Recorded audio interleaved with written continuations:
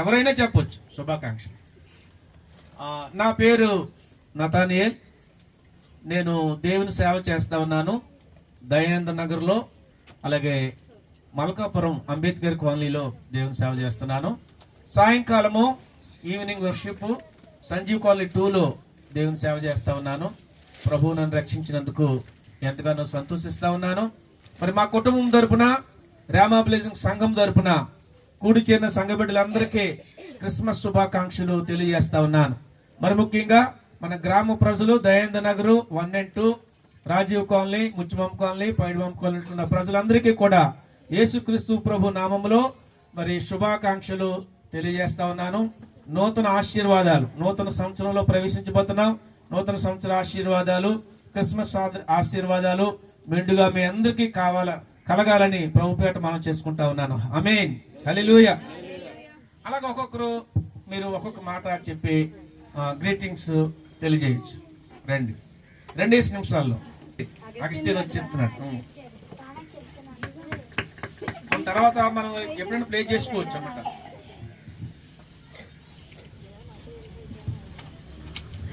దేవుడి సమీక్షించినందుకు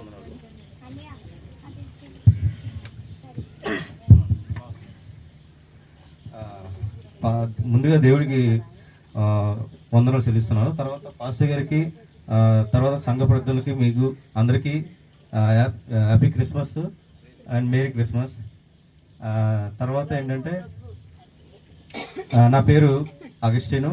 నేను ఒక చిన్న కంపెనీలో పనిచేస్తున్నాను, అది అచితపురం కంపెనీలో. తర్వాత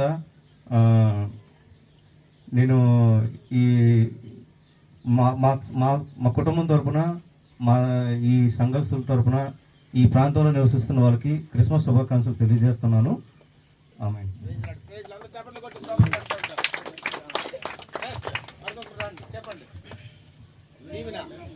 చెప్తుంది. హల్లెలూయా. దేవుని నామానికి వందనాలు. అయ్యగారు, అమ్మగారికి వందనాలు చెల్లించుకున్నాను. కూడి వచ్చిన సంఘ బిడ్డలందరికీ నా హృదయపూర్వక వందనాలు. ఈ క్రిస్మస్ దినాన నేను చెప్పబోయేది ఏంటంటే, గత సంవత్సరం కన్నా ఈ సంవత్సరంలో దేవుడు నా యొక్క లైఫ్లో చాలా మిరాకిల్ చేశారు. హెల్త్ పరంగా కానీ, ఫైనాన్షియల్ పరంగా కానీ దేవుడు చాలా అద్భుత కార్యాలు చేశాడు 2025 సంవత్సరం అంతా కూడా.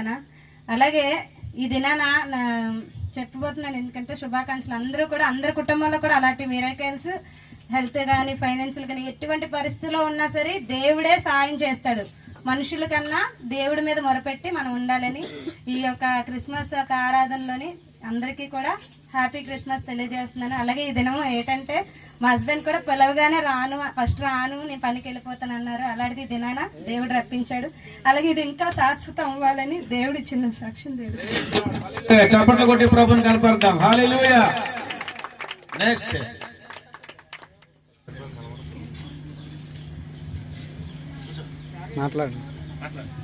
అందరికీ ప్రైజ్ లేడండి. పాస్టర్ గారికి, పాస్టర్ అమ్మ గారికి నా హృదయపూర్వక వందనాలు. సంఘం తరపున, మా కుటుంబం తరపున మీకు అందరికీ హ్యాపీ క్రిస్మస్ అండి. నా పేరు రాణి, నేను స్టేట్ బ్యాంక్లో జాబ్ చేస్తున్నాను. మాకు ఇచ్చిన దేవుడు మా జీవితంలో ఎన్నో మేలు చేశారు. ఈ సంవత్సరం మేము అనుకోనివి చూడలేని కూడా సంఘ బిడ్డలు చాలామందికి తెలుసు. మా జీవితంలో ఎన్నో ఒడిదుడుకులు, ఇరుకులు, ఇబ్బందులు. మరి మా సంఘంలో నాకు ప్రియమైన మేరీ సిస్టర్ గారు ప్రతి ఒక్కటి నేను ఏ బాధ వచ్చినా తనకు చెప్తాను. ఎందుకంటే చాలా ప్రేమిస్తారు, అంటే అందరూ ప్రేమిస్తారు. మన సంఘంలో ఒక స్నేహితులు మనం సంపాదించుకోవాలి. కష్టమైన, నష్టమైన ప్రతి ఒక్కటి నేను చెప్పినప్పుడు ఏం జరగదురా అని, మేము ప్రార్థన చేస్తున్నాం అని చెప్పేది. నేను ఏదొచ్చినా తన ఇంటికి వెళ్ళి చెప్పేదాన్ని. మేరీ ఎలా ఉందంటే చాలా ప్రార్థన చేసేది. అలాగే శాంతమూర్తి నాన్న, శాంతమ్మ గారు కూడా ప్రార్థన చేశారు. నా జీవితంలో చాలా కార్యాలు చేశాడు దేవుడు. మరి పాస్టర్ గారు, పాస్టర్ అమ్మ గారు కూడా ప్రార్థన చేశారు. మరి ఈ చిన్న సాక్ష్యం దేవుడు దీవించింది గాక. Praise Lord. హల్లెలూయా. చప్పట్లు కొట్టి ప్రభువుని కనపడదాం. ఆ కుటుంబం తరపున మీ అందరికీ శుభాకాంక్షలు తెలియజేశారు. అందరికీ హ్యాపీ క్రిస్మస్.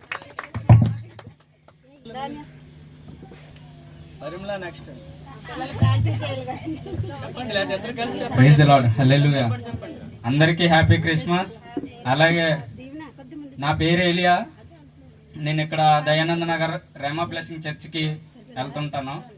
అలాగే ఈ యొక్క ప్రాంతంలోని చాలామంది దేవుణ్ణి ఎరగలేని వారు ఉన్నారు, అలాగే ఎరిగి కూడా దేవుణ్ణి నమ్మలేనట్టు వారు కూడా ఉన్నారు, దేవుణ్ణి విమర్శించేటువంటి వారు కూడా ఉన్నారు.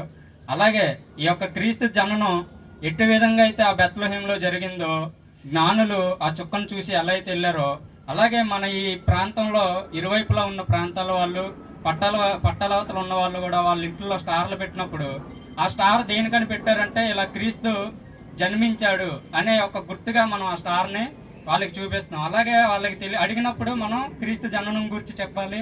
అలాగే ఈ యొక్క క్రిస్మస్ క్రీస్తు పుట్టుక ద్వారా వచ్చిన ఒక పండగ అని మన క్రైస్తవులందరూ ఆచరిస్తూ ఉంటారు. అందువల్ల మనం ఈ క్రిస్మస్ జరుపుకొని చాలా సంతోషంగా ఈ పండగని మనం జరుపుకుంటాం.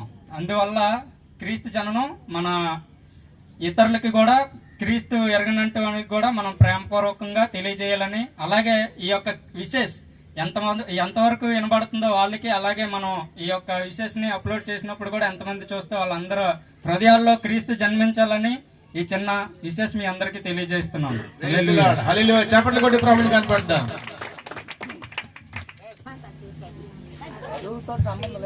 హల్లెలూయా.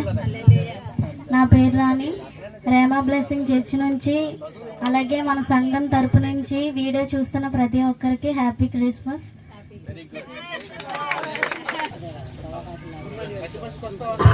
హల్లెలూయా. నా పేరు పర్మిల. నేను ప్రతి ఆదివారం రేమా బ్లెస్సింగ్ చర్చికి వచ్చి దేవుని ఎరిగిన బిడ్డని.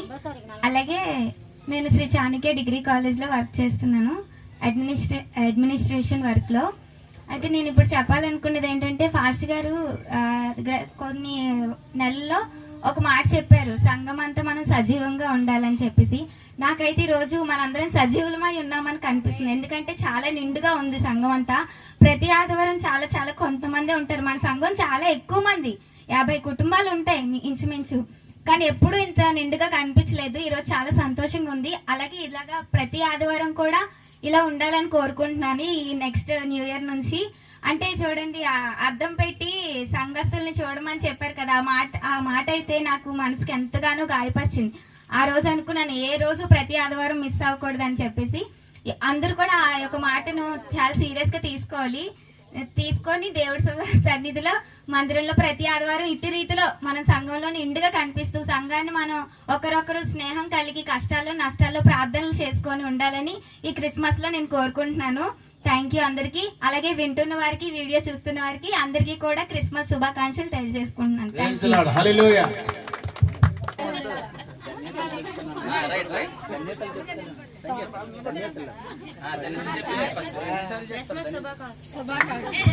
క్రిస్మస్ శుభాకాంక్షలు అందరికి. మీరందరికీ happy Christmas, merry Christmas, happy Christmas, merry Christmas.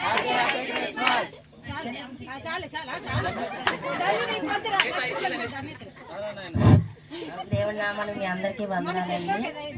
నా పేరు భవాని. నేను ఇక్కడ కాకినాడలో మల్లాపురం అనే కూతుర్ని, అక్కడ ఉంటున్నాను. కానీ నేను ఉండేది ఇప్పుడు చీపురుపల్లి. నేను ఎన్నో రోజులు బట్టి, చాలా సంవత్సరాలు బట్టి సాక్ష్యం చెప్పాలని ఆశపడేదాన్ని. కానీ ఏదో ఒకటి వెనక్కి లాగేసేలాగా అనిపించేది. కానీ ఈరోజు చెప్పాలని చాలా ఆతృతగా, లేట్ అయినా వచ్చాను. మరి దేవుడు చేసిన గొప్ప కార్యం చెప్పకపోతే మరి ఇంకా మనం ముందు వేస్ట్. అయితే మా అబ్బాయి జస్వంత్ ఉన్నాడు కదండి, ఆ అబ్బాయి పుట్టిన తర్వాత డాక్టర్ గారు అయితే చనిపోతారని చెప్పాడు. కానీ నాకైతే 5 సంవత్సరాల తర్వాత పుట్టాడు కదా బాబు, ఎలాగైనా బతుకుతాడు, దేవుడు చెప్పాడు ఇస్తానని, బాబు ఉంటాడు అనుకున్నాను. కానీ దేవుడు ఎలాగోలా బాబుని బతికించాడు. కానీ ఒక అంగవైకల్యంగా అయిపోయింది బాబుది. అప్పుడు ఇంకా 3 సంవత్సరాలు వచ్చిన తర్వాత బాబు నడలేకపోయేవాడు. ఆ డాక్టర్ దగ్గర తీసుకెళ్తే ఇంక ఇంతేని, మరి ఇంకా అవ్వదు, ఇంకా బాబు అలాగే 3 నెలల బాబులాగే పెరుగుతుంటాడు, మరి ఇంకేం చేయలేము, మేము మెడిసిన్ వాడుకోండి అని అన్నారు.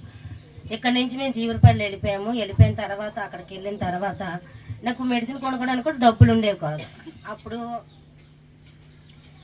దేవుడి మీద భారం వేసింది. దేవుడా, ఇంక నాకు ఆ డబ్బులు కూడా లేవు, నువ్వే బాగు చేయి, నువ్వు ఇచ్చావు, నువ్వే బాగు చేయాలి, అనేసి నేను బాధపడి దేవుడి మీద భారం వేసి నేను మెడిసిన్ కూడా కొనుక్కోవడం మానేస్తాను. మానేస్తే మా అబ్బాయి ఇంకా నా ఫిట్స్ వచ్చి ఇంకా తగ్గిపోయిన తర్వాత నేను మెడిసిన్ మరి వేయడం మానేస్తాను. అయిపోయిన తర్వాత మళ్ళీ కొన్ని రోజులు పోయి మళ్ళీ ఇక్కడికి వచ్చి పెన్షన్కి నెల ఇక్కడ రావాలి. వస్తే ఇక్కడ రానే వాళ్ళ ఇంట్లో పద్మ అని అమ్మాయి ఉండేది. ఆ పాపకి తీసుకెళ్ళి అమ్మాయి పుట్టింది ఇక్కడే, పేరు పెట్టారు ఆ అమ్మాయికి. ఆ అమ్మాయి కూడా మా అబ్బాయి తోడదే. చర్చిలో ఆ అమ్మాయి ఎంతో చక్కగా నడిచింది, మా అబ్బాయి భయంగిరివాడు. నాకైతే చాలా బాధ అనిపించింది. దేవుడా, నువ్వు ఎక్కడ 2-3 ఉంటే అక్కడ మీరు ఉంటారని చెప్తున్నారు కదమ్మా తండ్రి, మరి మీరు ఈ మధ్యన ఉన్నారేమో. మా అబ్బాయి ఇలా బొంగురుతున్నాడు, ఆ పాప నడుస్తుంది, మరి నువ్వే బాగు చేయి తండ్రి. నువ్వు ఇక్కడ ఉన్నావు కదా, నువ్వు ఇప్పుడు మా మధ్య ఉన్నావని నేను నమ్ముతున్నాను తండ్రి. మీరు సహాయం దయచేసి మా అబ్బాయిని ముట్టండి అని అనేసి ప్రార్థన చేసుకొని ఇంటికి వెళ్ళిన తర్వాత నాకు నిద్ర పట్టలేదు. నిద్ర పట్టకపోతే ఉదయం 3 అవుతుంది, తెలివి వస్తుంది. కూర్చొని అలా ప్రార్థన చేస్తూ నేను ఆ బైబిల్ మీద అలా పడుకుండిపోతే ఎవరో ఒక అతను కూర్చొని ఉన్నారు. అతని పాదాలతో పట్టుకొని నేను ఏడుస్తున్నాను.